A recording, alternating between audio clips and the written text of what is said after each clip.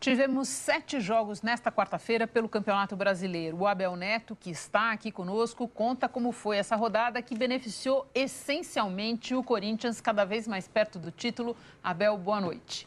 Boa noite, Renata. Boa noite a todos. É verdade. O Corinthians cada vez mais perto do título. Inclusive, a gente tem uma arte para mostrar um pouco disso, né? Antes do início desses jogos da noite, do início da rodada, a diferença do Corinthians para o segundo colocado, que era o Santos, era de 8 pontos.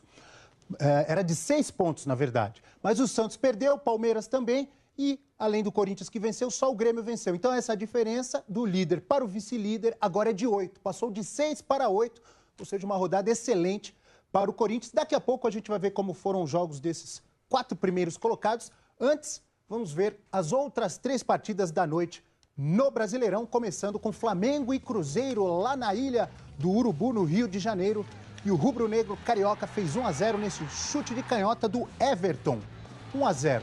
E já lá no final do segundo tempo, Vinícius Júnior de bico, estilo Romário. Um lindo gol do garoto da base do Flamengo, 2-0 para o Flamengo contra o Cruzeiro. Sport e Botafogo jogaram na Ilha do Retiro, no Recife. E olha o Magrão, goleiro Magrão. Não faz isso, Magrão, com a torcida do Sport. O Magrão, excelente goleiro, ídolo da torcida do Sport, mas hoje foi muito mal. E o Bruno Silva aproveitou para fazer 1-0 ali, aproveitou a falha do goleirão do Sport.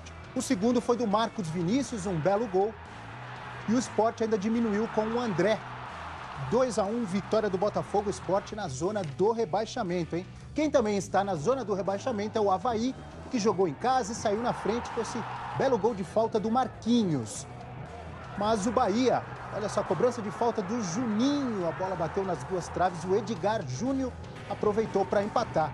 E o segundo gol, o gol da vitória do tricolor baiano, também foi do Edgar Júnior. 2-1 de virada sobre o Avaí, que continua na zona do rebaixamento. Agora sim, a gente vai ver como foram as partidas dos 4 primeiros colocados para entender essa alegria e esse otimismo da torcida do Corinthians. O Palmeiras, que ainda sonhava em se aproximar do Corinthians, enfrentou o Sport lá em Salvador. O Sport não, o Vitória. O Vitória, que luta contra o rebaixamento, fez 1-0 com o Iago. E depois, aproveitando a falha do Juninho, o colombiano Trellis fez 2-0 ainda no primeiro tempo. O Dudu de cabeça diminuiu, deu esperança de uma reação para o torcedor palmeirense. Mas o Iago, olha aí, o Dudu. Mas o Iago fez o terceiro. 3-1 para o Vitória. O Vitória começou a rodada na zona do rebaixamento. Com essa vitória, deixou o Z4. Vitória importante da equipe baiana sobre o Palmeiras. Quem também sonhava ou tinha esperança de se aproximar do Corinthians era o Santos, que enfrentou o Vasco na Vila Belmiro, fez 1-0 com o artilheiro Ricardo Oliveira. Se o Santos vencesse e o Corinthians perdesse, a diferença ia de 6 para 3 pontos. Com isso, tanta esperança e alegria a gente vê aí do Ricardo Oliveira. Mas o Vasco empatou o jogo aos 39 do segundo tempo, hein? O Santos vencia até 39 e o Evander acertou esse lindo chute, um golaço, para empatar para o Vasco. E outro gol bonito de falta do Nenê. Olha aí, ó, o Vasco venceu o Santos de virada. Esse gol foi aos 47 do segundo tempo. 2-1 na Vila Belmiro de virada. Ponte Preta e Grêmio em Campinas, no Moisés Lucarelli. E o goleiro Marcelo Groio, que outro dia já fez uma linda defesa na Libertadores da América, hoje foi bem demais também, olha. E a gente vê nessa repetição que a bola realmente não entrou, não passou da linha. O Marcelo Groio ajudando lá atrás e lá na frente, cruzamento do Léo Moura e o Ramiro de cabeça, garantindo mais uma vitória do Grêmio, hein? O Grêmio que está na final da Libertadores e com essa vitória assumiu a vice-liderança novamente do Brasileirão.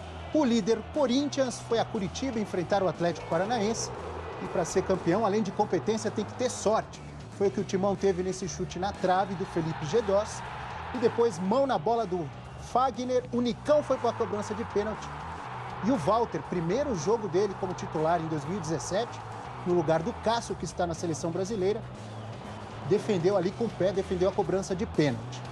Já no segundo tempo, Giovanni Augusto garantiu a vitória, que saiu do banco de reservas e fez o único gol do jogo. Contou com uma ajudinha do goleiro Everton, ali do Atlético Paranaense. Vitória importante do Corinthians, Renata e amigos. E a gente vê aqui mais uma vez por quê, olha aí, ó.